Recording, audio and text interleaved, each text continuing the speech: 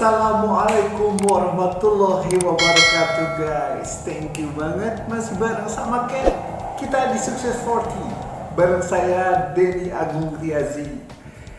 Oke, satu informasi yang penting yang mau saya bagikan buat kamu di hari ini. So, saksikan sampai habis ya.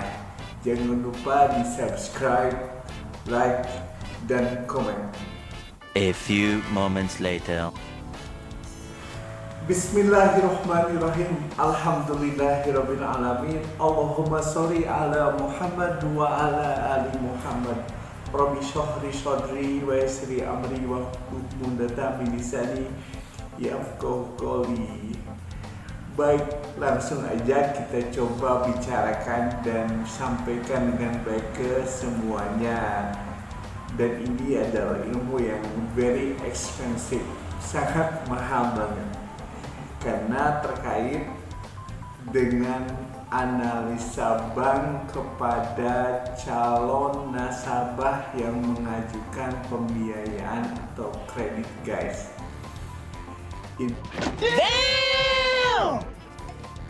Informasi ini sedikit sekali yang sudah mengetahui, dan kewajiban saya untuk bisa sharing sama teman-teman semua, sama kawan-kawan.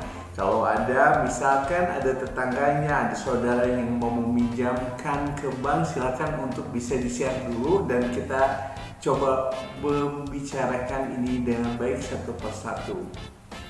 Oke. Baik guys, gini. Sesaat setelah ada pengajuan dari seorang nasabah mengajukan kredit atau pembiayaan, itu dari semua administrasi yang dikumpulkan, bank melakukan pola penganalisaan namanya 5C guys, 5C. Kamu bisa lihat pertama, C yang pertama adalah karakter. Ingat ya, C yang pertama karakter, C yang kedua capital, C yang ketiga collateral, C yang keempat kapasitas, C yang kelima adalah condition. Nanti kita jelaskan satu persatu C yang barusan disebutkan. Dan memang sekarang ada C yang lanjutan, yang ke-6 guys, diberikan sama Bank Indonesia untuk bisa melihat C yang ke-6, yaitu constraint atau halangan-halangan yang sifatnya bisa memberikan analisa lebih lanjut guys. Oke. Baik, tanpa sedikitnya untuk bisa membicarakan dengan sangat panjang, kita coba bahas C yang pertama, karakter. C yang pertama karakter itu bank melakukan beberapa penilaian. Pertama, karakter dengan hubungan personalnya dari hubungan kemasyarakatnya, baik atau buruk. Nanti itu dilihat sama bank, merujuk kepada karakter dari seseorang. Yang kedua, hubungannya kalau misalkan dia punya supplier yang memang usahanya bergantung kepada supplier itu, bank melakukan checking kepada supplier apakah memang bagus pembayarannya, tukang ngeplang atau tidak. Dan yang ketiga, untuk karakter hubungan dengan pihak bank itu sendiri guys. Untuk penilaian karakter dengan hubungan sama bank, bank melakukan beberapa checking, terutama BI checking terkait dari hubungan si nasabah dengan bank, apakah dia punya kredit yang sifatnya macet atau tidak.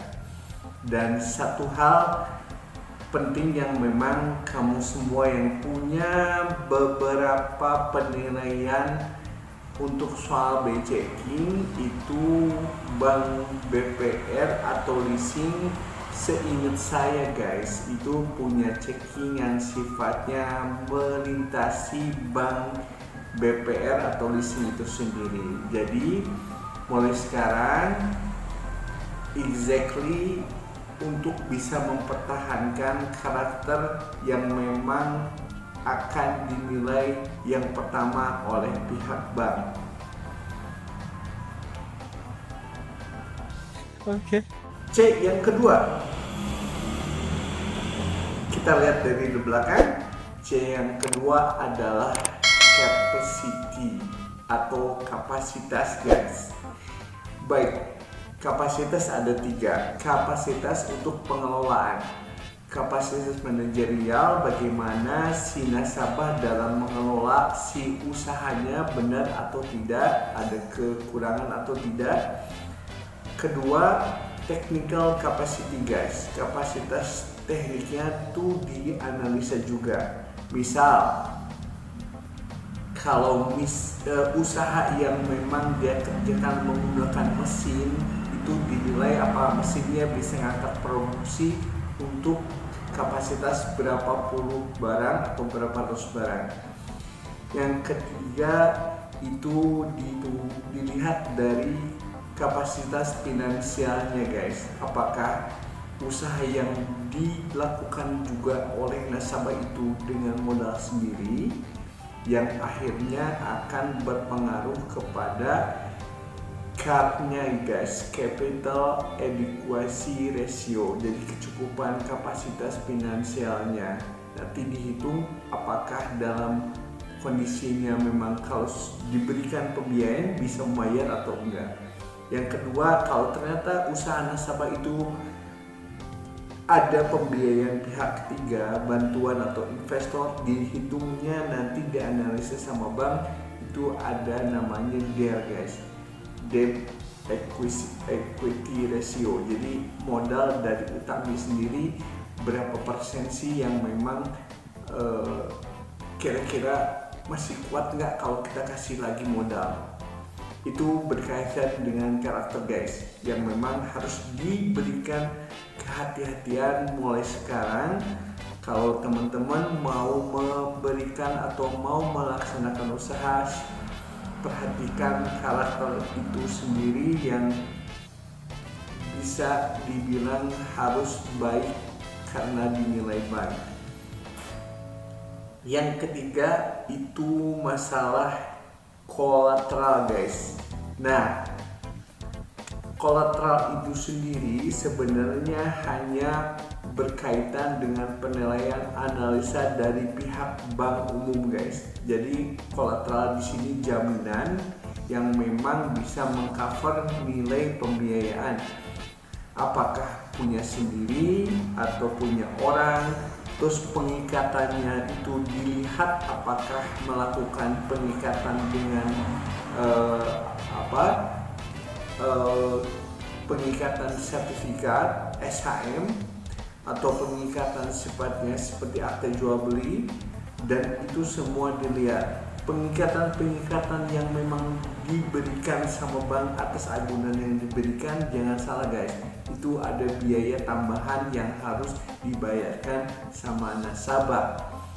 Tapi terkait dengan pinjaman online atau misalkan sekarang marak ya kayak Akulaku ataupun Kredivo, itu penguasaannya cuma hanya 2 guys, yang tadi kita bahas, karakter dan kapasiti saja, yang memang dianalisa bisa nggak untuk membayar atau ada pembayarannya yang sifatnya macet atau tidak. Oke, lanjut yang keempat guys, itu membahas masalah condition guys. Kondisi itu dilihat ada 2 faktor yang memang dilihat bank. Pertama masalah makroekonomi, yang kedua masalah mikroekonomi. Mikro itu internal usaha, kondisinya bagaimana nanti dianalisa sama pihak bank. Kalau secara makroekonomi misalkan untuk hubungan si masyarakat itu ataupun hubungan usaha dengan masyarakat luas bagaimana guys, itu dilihat dari condition yang memang dianalisa oleh pihak bank dalam penyaluran pembiayaan ataupun kreditnya guys. Cuman kita lihat sendiri, kapasitas ini atau beberapa kuartal ini kalau misalkan tergantung kebijakan dari komite pembiayaannya guys, kalau misalkan baik